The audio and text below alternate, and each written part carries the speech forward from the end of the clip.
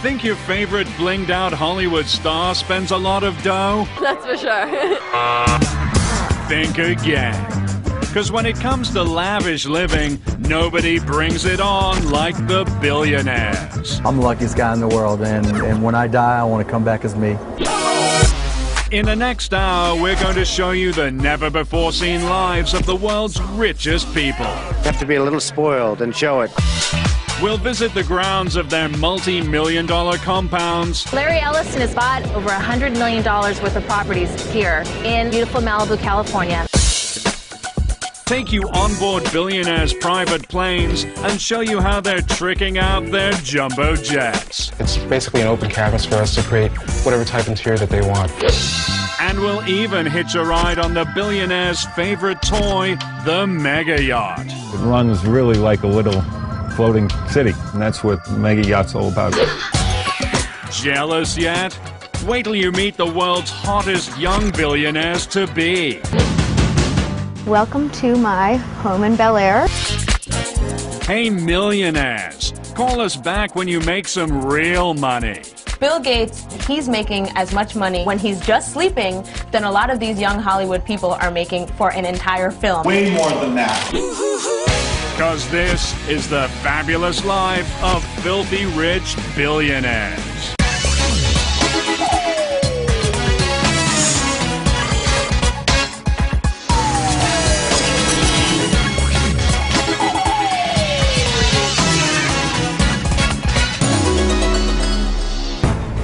In 2006, Donald Trump filed one serious lawsuit in civil court, demanding $5 billion in damages.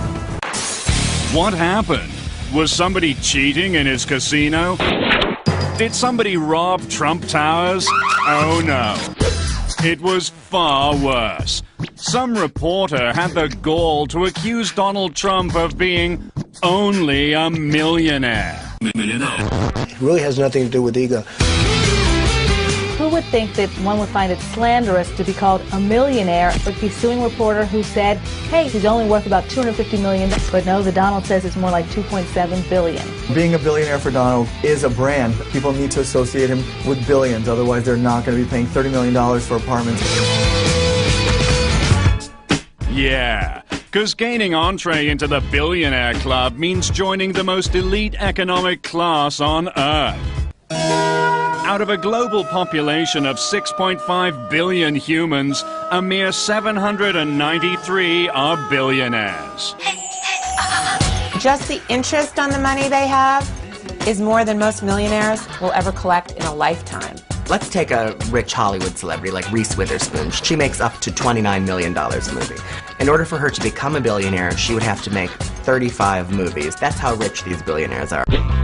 If a billionaire wanted to, they could buy about 3,000 Rolls-Royce cars, and that would only get through $1 billion of their fortune. Wow, how far we've come. And if you're lucky enough to join the select club of 10-digit dudes, living in some rinky-dink mega mansion simply won't do. If you're an A-list celebrity, you might be looking in the range of $10 million for real estate. If you're a billionaire, you don't really have a range. You can go $20 million, $40 million, $60 million, as much as it takes to get what you want. These billionaires have homes all over the world, so when they think about buying a new one, they don't agonize about a multi-million-dollar mansion the way a millionaire would. Yeah, because in the world of billionaires, buying a mega home is as easy as grabbing a pack of Twizzlers at the checkout. Just ask billionaire Dallas Mavericks owner Mark Cuban. He bought this Dallas mansion for $15 million in 2000 without ever laying eyes on it. This is my house, Casa de Cubana, and believe it or not, I bought this house sight unseen. A buddy of mine said, trust me, it's a great deal. And then I said, okay, when you have a lot of money, you can take chances. That's one of the great things about being a billionaire, you know? Mark's Casa de Cubana spans 24,000 square feet. And look out back. There's a gazebo big enough to fit a couple of million-dollar homes. But for Mark, it's just a place to keep his barbecue grill out of the rain. I ain't even started yet. This is our summertime hangout here. Now, to some people, this might be a tennis court, but when you own the Dallas Mavericks, this is a basketball court. Then obviously after you get sweaty, then you got the pool. Most people have to like fly somewhere. This is kind of like our own resort. And even though his joint is spread across 7 acres, Mark's got one problem most billionaires would rather live without. Neighbors. That's why they're spending insane bucks to get extreme isolation. Billionaires sometimes don't want next-door neighbors, and they're probably the only people on Earth who can afford not to have one. Just ask the richest man on the planet, Microsoft founder Bill Gates. Not only does he have this 66,000 square foot, $140 million high-tech Seattle mega home, but he bought up the 11 surrounding plots for an additional $14.5 million just to make sure he never has to deal with the neighbors. It's a lot more than that. Bill Gates bought about a dozen properties on the shores of Lake Washington, which totally insulate him and his family from the world. And Bill's Microsoft co-founder, Paul Allen, with a net worth of $22 billion, he's got plenty of cash to make sure nobody's shacking up next door. Paul built a 7.5-acre, 47,000 square foot compound on Washington State's breathtaking Mercer Island. This $120 million estate has not one but 5 mansions, including a 10,000 square foot abode for Paul and a 6,500 square footer for his mommy. I think it makes a lot of sense. One mansion is for his mother. The others might just be buffers so that he doesn't have to have somebody living next to him. But no billionaire spends for complete privacy like Oracle founder and $16 billion man Larry Ellison. He already owns $245 million worth of real estate around the world. It's bought and paid for. But Larry wanted even more solitude. So in 2003, he set his sights on a nice quiet spread in Malibu Beach. Only problem? There's no such thing as a nice quiet spread in Malibu. Everyone wants to be on the beach in Malibu. It is tightly packed with celebrities and millionaires. So what's a poor billionaire to do? Easy. Larry just bought up a whole swath of homes in Malibu's most exclusive area, Carbon Beach, and made himself the only kid on the block. It's so rare to actually get property available on Carbon Beach. Behind us here are 5 consecutive properties that Ellison recently purchased. He actually went up to the doors and knocked and said, I'm going to give you an offer that you can't refuse, and basically they decided to sell. Yeah. Yes, that's 5 ultra-plush beachfront properties in a row. Just for a little freaking privacy. Within the last few years, Larry Ellison has bought over $100 million worth of properties here in beautiful Malibu, California. If you have a palace, that just gives you cachet way far above and beyond a regular billionaire. Owning a palace is the ultimate in billionaire living, and one of the fringe benefits of being a royal billionaire. Can you imagine calling Domino's Pizza and say, like, yes, I need like a pepperoni pizza, sent it to the palace. But if you thought palaces were just something of the past, think again. Because these days, billionaires are building brand new ones. Bigger and more tricked out than in the days of yore. Take this guy, the oil-rich Sultan of Brunei. He built himself this shiny new palace in the early 80s. And at 2.1 million square feet, it's the largest residential palace in the world. This place is gold domed. It's bigger than the Vatican. It's on par with Versailles. It's got 1,788 rooms, and its dining room seats 5,000 people. Then there's 49-year-old Saudi Prince Al Walid. In 1997, he dropped $130 million to build his very own palatial oasis. Why not when you're worth $20 billion? Prince Al Walid of Saudi Arabia's palace is bigger, grander, more lavish, probably, than the homes of the top 5 billionaires in the world put together. This is someone who's living truly the most luxurious and wealthy lifestyle that you can imagine. Close your eyes and imagine Prince Al Walid's personal paradise in Riyadh, Saudi Arabia. With 317 rooms, this Mideast mammoth checks in at 400,000 square feet. It's got a 20-foot-high wall of water fountain and a 75-foot-high foyer framed by jewel-winding staircases. There are also indoor-outdoor swimming pools, a screening room, a bowling alley, and a beauty salon. I feel at home, really. I like it. And just like a Sahara sandstorm, Al Walid's ginormous palace has been known to swallow travelers whole. I got lost in in his closets. They just would go on and on and on. You had no idea where you were. Everyone walks around the prince's palace with walkie-talkies and say, I'm in this green room. Oh, that's the so-and-so room. Go into the blue room, and then a quarter mile later you'd be somewhere and maybe someone would find you. Good thing the prince has a staff of 180 to help with search and rescue. So Al Walid can kick back in front of one of his 520 TVs and worry about what really matters. His money.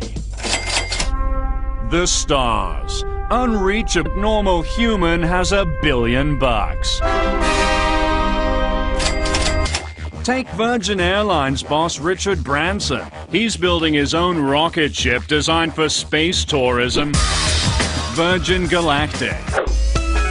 Or Amazon.com founder Jeff Bezos. He's building a spaceship and his own personal spaceport on his West Texas ranch. But Microsoft founder Paul Allen is one step ahead of the space pack. His Spaceship One was the first private rocket to leave the Earth's atmosphere. It seems to be a logical thing for a billionaire because it's a new way to spend money. So if you have the billions, why not buy yourself a spaceship? It's not often you get a chance to participate in the making of history. And if you think their rocket ships are far out, check out how they're jet-setting around Mother Earth. A must for a billionaire is owning a jet ready to go anywhere at any time. You don't want to be a billionaire having to wait in line at the airport. You need to be able to pack your bag, get on a plane at any time of day or night. These billionaires fly around in their private jets the way you and I commute to work. And the billionaire's staple sky ride? It's one of the speediest things on two wings, the super-fast, super-fly Gulfstream. Billionaires purchase Gulfstream jets because they want to get someplace in a hurry. They're sleek, they're modern. So many billionaires have their own Gulfstream. Oprah has one, Larry Ellison has one. It's the ultimate status symbol. Just ask internet billionaire Mark Cuban. He bought this state-of-the-art Gulfstream G550 in 2005 for $42 million. Most people have an easy chair or a favorite chair at home. This is my favorite chair. Right here on the jet where I can just kick back and just do whatever. Where most people are worrying about everything that might come up, I'm flying somewhere fun. I'm on my way to Vegas. You know, if I get a wild hair and we want to go to dinner in New York or LA, great.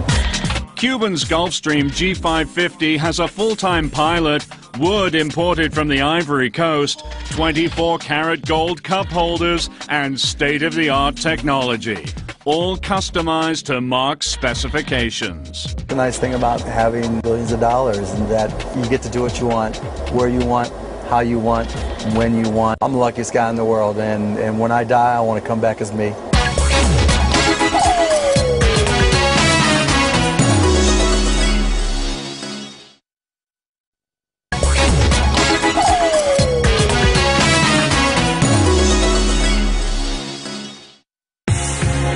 While the Gulfstreams might be the sleekest thing in the sky, for billionaires who want a little more legroom, they're buying their own jumbo Boeing jets, turning airborne behemoths into their own personal mansions in the sky. Boeing Boeing is known for building commercial airplanes for American Airlines, Delta, but when the billionaires started snapping up these planes, Boeing started a special division just to build aircrafts for billionaires. You have to be a little spoiled and show it. And Donald does. He's got his own 727. Then there's the Google guys, Sergey Brin and Larry Page. They bought themselves a banging Boeing 767 in 2005. And Saudi Prince Al Luid, he travels in style in his own 747, the monster of the Boeing line, with a staggering 40,000 cubic feet of interior space. I spend quite a bit. That's right. While the sticker price on your average jumbo jet can run over $200 million, billionaires are spending way more than that to make them nice and comfy. Lights, please. Here's your typical commercial airliner. Cramped seating for 500, 6 tiny bathrooms, and stale peanuts. 1 bag per passenger. But when a billionaire gets hold of a jumbo jet, out go the seats, and in go all the amenities of a palace. Plus all the peanuts you want. They have jets where it's, bedrooms and staterooms, and makes Air Force One look like just awful. If they have a favorite interior designer who has designed their main home, they can also have that interior decorator on board. Or they hired this guy, Eddie Storey, the New York City-based high-end interior designer who specializes in reinventing jumbo jets for billionaires. When a billionaire comes to us with their aircraft, it's basically an open canvas for us to create whatever type interior that they want. And Eddie's, he gets some pretty insane requests. It's anything from a modern interior with a jacuzzi, or a Playboy's aircraft with an entertainment room with a stripper pole. And another client wanted us to have their 747 essentially look like the entrance to Skibo Castle.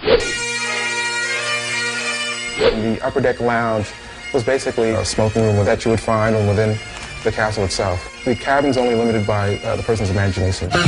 Yeah, because when you're a billionaire, the sky's the limit. Step aboard the Shadow. With a spa, beauty salon, a 5,000-bottle wine cellar, floating putting green, and its own onboard security force, it's the ultimate dream yacht, right? Wrong. For billionaires, the Shadow's just a floating storage space, so they can tow big-ticket toys like helicopters and limousines behind their yachts. The Shadow has put billionaire boating over the top. It drives along behind the yacht and basically offers all the comforts of your mansion back at home and puts it out at sea, and you can take it anywhere in the world with you. To rent the Shadow for 1 month, it costs seagoing billionaires nearly $500,000. But if billionaires have got ocean-going storage like this, you'd better believe their actual yachts are out of sight. Yeah. A celebrity and a millionaire can charter a yacht. A billionaire is the one that owns it. A yacht is one of the most expensive things that you can own in the entire universe. The insurance value of this boat is more than $100 million. And please, don't call them yachts. Billionaires have mega yachts. What's the difference? A yacht maxes out at a measly 80 feet and usually costs under $1 million. But a mega yacht, it can be 200, 300, 500 feet long and cost hundreds of millions of dollars. These mega yachts are just different class. Some of them take up to 3 years to build. They have to be built in special shipyards. There are only about 80 of these mega yachts in the world, so it's an incredibly exclusive item to own. When you get to a yacht over 350 feet, you can't even dock it. You need to keep it in the water and then take another boat over to the dock. When you're a billionaire and you've got a yacht, you can basically turn it into your own floating cruise ship and have everything you want and totally kit it out. Yeah. Want to see one of the 10 largest billionaire mega yachts in America? Step aboard Blockbuster founder and Miami Dolphins owner Wayne Huizenga's personal mega yacht. Before he made his billions, Wayne used to drive a garbage truck. Now, he's at the helm of this, the Floridian. This is the Floridian. It's definitely a billionaire's yacht. Comes with a large cinema upstairs, a viewing lounge up there. Down below we have a swim-up pool, which is also a jacuzzi and a hot tub. She also comes with a big helipad on the aft deck, so we can land a 14-passenger helicopter. She carries 17 crew, and she has 6 staterooms, so you can sleep up to 12 guests. She can go transatlantic 2 ways without fueling her up. It runs really like a little floating city, and that's what a mega yacht's all about. But at 228 feet, the Floridian is at the petite end of the mega yachts. These days, some billionaire sailor boys are playing real-life battleship to prove who has the biggest, baddest yacht on the sea. Who has the biggest yacht in the harbor is a favorite billionaire's game to play. Want to play along? Welcome to the Fabulous Life's Billionaire Battle of the Mega Yachts. Starting with Captain Number 1, Russia's richest man, Roman Abramovich. Raised as an orphan in his native Russia, he became a captain of the oil industry and then commander at sea. Roman Abramovich owns 4 yachts. In 2004, he took them all to Portugal and had breakfast on one, lunch on another, and dinner on yet the third. Roman's flagship, it's the 377-foot, $125 million Polaris. With an indoor pool and steam room, antique wooden floors, a staff of 42, and rooms for 22 guests. And for this safety-conscious billionaire, it's all about the security. His Polaris features a submarine for hunting deep-sea mines, a built-in missile detection system, and a bulletproof exterior. He's got it on the yacht, he's got it on the plane. I mean, you wonder if he walks around town with a little bubble around him that's an anti-missile defense system. So Roman's got a whole lot of boat. But billionaire Captain Number 2 in our Battle of the Mega Yachts? Microsoft playboy Paul Allen. He has a fleet that'll blow Romans out of the water. And his big dog, it's called the Octopus. I mean, it's just amazing. Paul Allen's 414-foot, $200 million yacht is called the Octopus, and it's got a basketball court, a movie theater. It's longer than the Seattle Seahawks football field, the football team that he owns. He uses it to throw these fabulous parties where he entertains amazing celebrities all the time. Just last year, Paul Allen had the likes of George Lucas, Justin Timberlake and Cameron Diaz, Bono and Usher on his yacht. When Usher was on board the ship, he recorded a song with Paul Allen in the onboard recording studio. But docked right next to Allen's Octopus and all those exotic party locales is an even bigger boat. The $200 million Rising Sun. It belongs to billionaire Captain Number 3, Allen's tech industry rival, Larry Ellison. Larry's 5-story maritime monster features 82 rooms, a spa, and a basketball court that doubles as a helipad. And at 453 feet, it outstrips Paul's Octopus by 39 feet. Oh yeah, Larry made sure of that. Larry Ellison and Paul Allen have been in the billionaire battle over the size of their yachts, and currently, Larry Ellison's the winner. When Larry Ellison heard that Paul Allen was building a bigger yacht than his, he asked his designers to add 50 feet on, just so that he can say, I have the biggest boat. It is absolutely true. But even though Larry supersized the Rising Sun, he'd have to tack on another 72 feet to match our reigning mega yacht.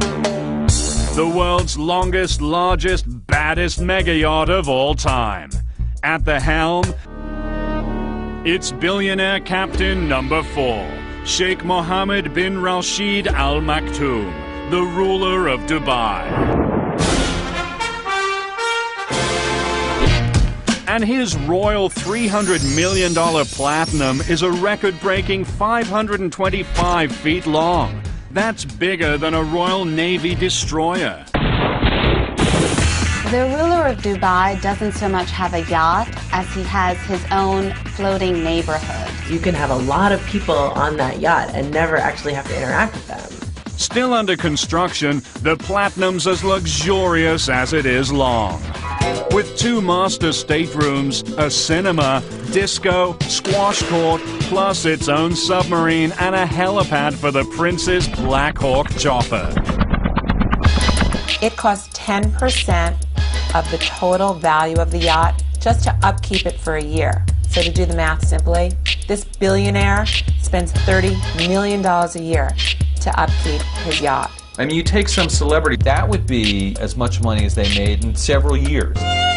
But the sheikh must be shaking in his boots, because reportedly our fave Russian billionaire Roman Abramovich is on a covert mission to develop an even bigger boat. Being built in a German shipyard under a cloak of secrecy, his 5th mega yacht goes by the project codename Secret. But it's no secret that Roman's gonna have the biggest mega yacht on the sea. Abramovich is building another yacht. It'll be the 5th in his collection, and it is reported to be the world's biggest at more than 525 feet long. What will it have? What won't it have? Step into the bedroom of Microsoft founder and richest man alive, Bill Gates. Looks like he's sleeping comfortably, right? He should be. 'Cause while Billy Boy snoozes, his Microsoft empire keeps growing, which means he'll wake up $4 million richer in the morning. Wake up and smell the money, Bill. He's making as much money per night of sleep when he's just sleeping than a lot of these young Hollywood people are making for an entire film that they spend months filming. Way more than that. Bill Gates is so wealthy that the IRS had to have a special computer to calculate his wealth. Bill Gates is the richest man in the world. That says it all, right? That's right. Bill's got plenty to line his mattress. A mind-blowing $50 billion. And when we're talking about fortunes this massive, billionaires have got to make up stuff to spend it all on. The problem with being so rich is that you can literally get anything you want, anytime, and that money is no object. Give it to me now. Give it to me now. To actually spend all of it, it's a challenge. It is probably a full-time job. So much more money than I could ever spend.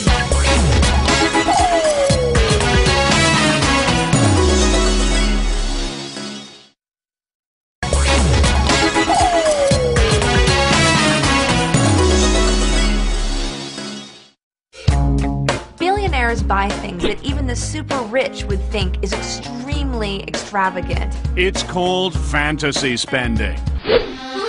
Take billionaire record company mogul David Geffen. He doesn't have regular floors in his Beverly Hills estate. Oh no. He's got the very wood floors where Napoleon proposed to Josephine. And our buddy Bill?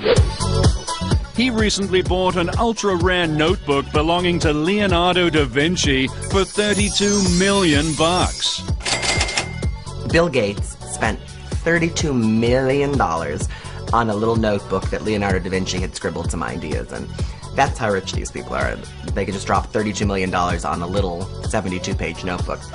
But the latest, most lavish trend in billionaire fantasy spending, it's all about owning their own sports franchises. If you're a billionaire, there are only so many fabulous things that you can spend your money on. Cars, houses, jets, yachts. But sports teams give you the opportunity to own people. And in the age-old battle between jocks and geeks, owning sports teams is revenge of the nerds, billionaire style.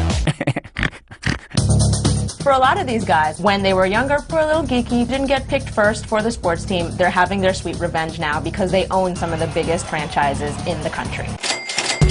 Take our fave techno-geek money man, Mark Cuban.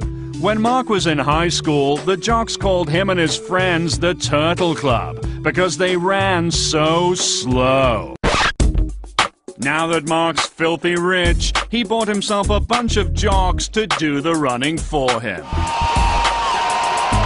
Mark Cuban spent almost $300 million in the Dallas Mavericks. I spent a whole hell of a lot of money. But no Silicon Valley super nerd conquered the sports world like Microsoft's $22 billion man, Paul Allen. Here's a younger Paul with fellow Microsoft co-founder Bill Gates. Not exactly the picture of athletic excellence. But these days, Paul spent almost $265 million for franchises in both the NBA and the NFL. Paul Allen owns the Seattle Seahawks and the Portland Trail Blazers, two very well-known franchises in the NFL and the NBA. He's having his very sweet, sweet revenge. Certainly feel that looking around here today, and I hope you feel the same way. Allen may have bought himself a whole lot of jock cred, but he hasn't been able to buy his team's championships. For that, you gotta spend even bigger bucks. Like Russian $18 billion man Roman Abramovich. This football fanatic didn't just want to own a soccer team, he wanted to own the best soccer team on earth. In July 2003, Roman Abramovich bought Chelsea Soccer Club for £90 million. Chelsea were pretty good before Roman came along, but as soon as Roman's money came into the equation, they became invincible.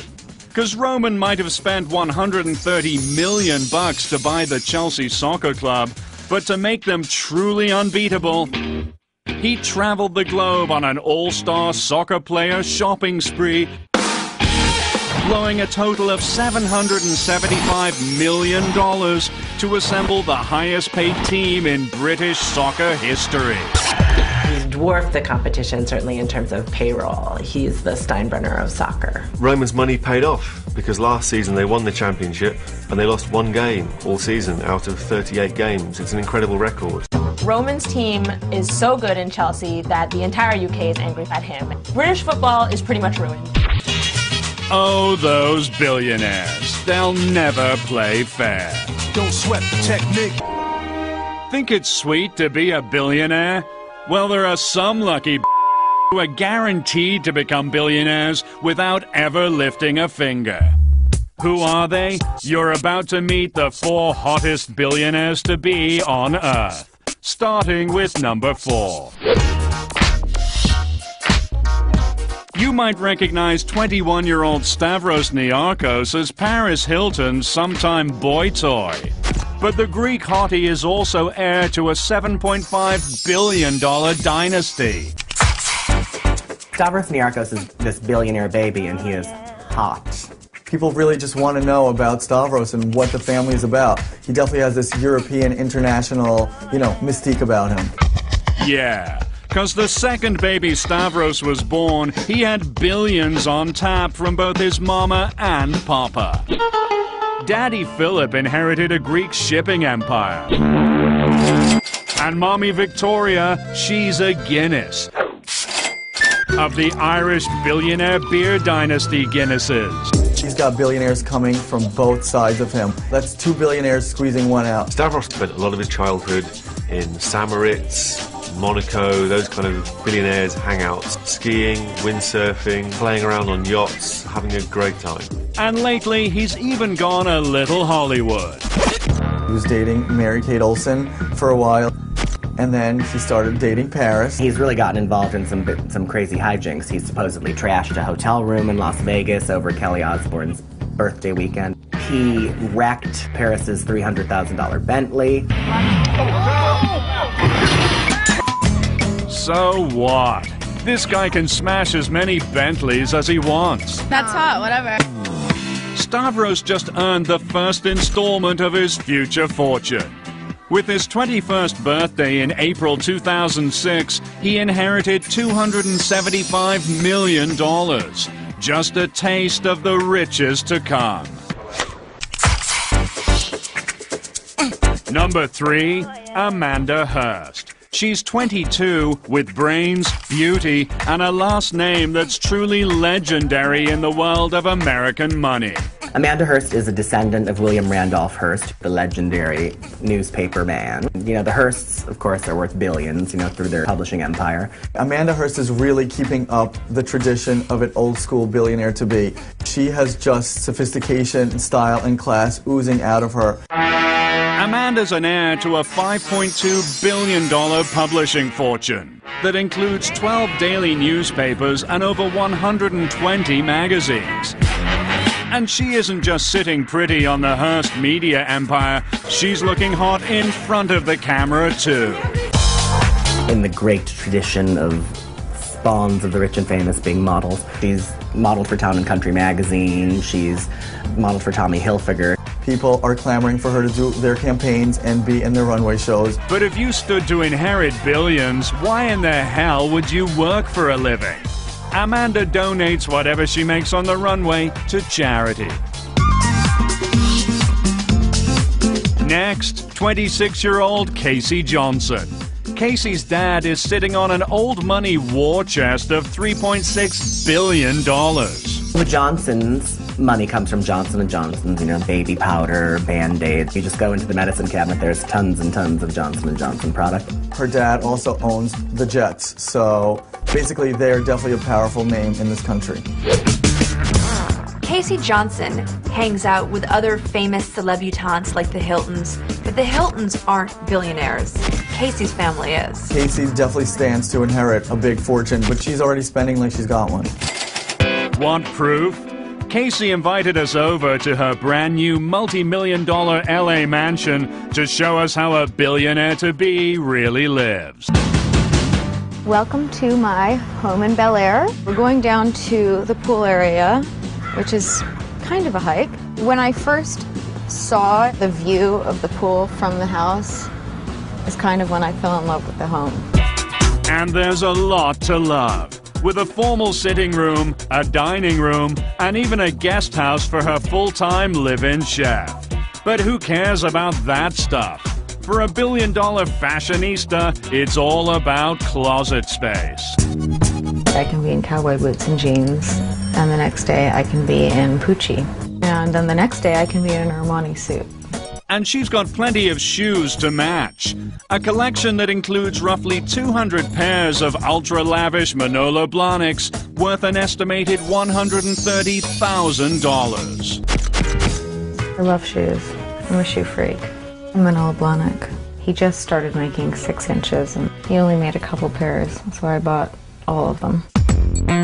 But a billionaire-to-be can't keep her cash in her shoes. She's got to have a whole lot of handbags. And Casey, she's got around a whopping 400 pricey purses. This is where I keep the majority of my handbags. Well, I love Hermes. I like Gucci. I like Chloe, the Paddington bag. Fendi. I love Chanel. Very cute. If someone followed me around with a camera for 24 hours, they would not believe my life because it's absolutely incredible. As one of 3 siblings, Casey will likely inherit at least $1 billion. But the best part of being heir to the Johnson & Johnson fortune? Baby powder with your name on it. I represent, okay? Billionaire-to-be number 1, it's got to be the 23-year-old Brunei-born, London-bred party machine named Prince Azim. And that's no pretentious fancy boy name. This guy's really a prince. He is your ultimate billionaire-to-be. He has no top on what he could spend. Yeah. Because when your daddy is the Sultan of Brunei, sitting on $20 billion, you'd better believe you can afford to live a little. Prince Azim has a father that is known all over the world as an icon for lavish spending, and this kid is definitely following in his footsteps. He is following a tradition of sort of international, rich, jet-set types who throw tons of money around and love to mix with the celebrities. When the raging royal turned 23 in 2005, he flew in half of Hollywood to help him blow out the candles in London. Prince Azim whisked in some glamorous celebrities: Scarlett Johansson, Misha Barton, and Kid Rock. Kid Rock. Get me Kid Rock. Everybody wants to get some stupid cash, right? And when the young prince isn't just importing celebs for his shindigs, he's lavishing them with expensive gifts to make sure they're best friends forever. Prince Azim really, really loves to go over the top when he wants to meet someone he really likes. That's for sure. After seeing Usher live in 2001, he reportedly sent the R&B stud $250,000 worth of booty, including a pair of Nikes encrusted in diamonds. Ooh, baby. It was really, really sexy. And now they're friends. It worked. Oh yeah. Because when you're one of 4 sons set to divvy up a $20 billion oil fortune, everyone wants to be your buddy. Now when I say fab, y'all say life, fab, life, fab, life. When I say fab, y'all say life, fab. Oh, yeah. You wanna ball like me, floss like me, wear Gucci and Louis Vuitton like me, dress like me, get the best like me, private planes all over the rest like me, crystal heights, forget about the price. I'm living that fab life. When I see something I don't think twice, I'm living that fab life. Now when I say